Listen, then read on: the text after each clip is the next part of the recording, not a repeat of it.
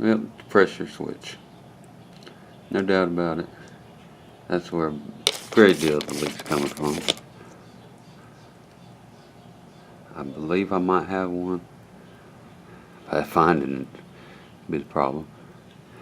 But at any rate, that's definitely a leak there. And I think that is probably the only one.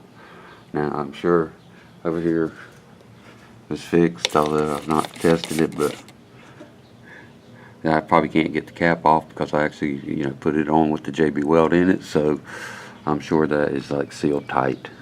But that valve, like I showed on the website, in the thread, that it is replaceable.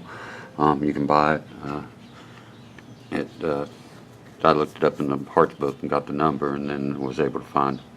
So they have two different numbers, AC Delco number and a regular GM part number, I think, or something. I'm not sure what, but there is two different ones. I think that link may have them both in it, where I showed the eBay link to one of them.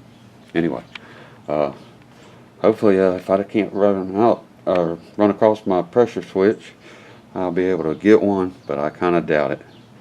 Anyway, I may have AC going before long.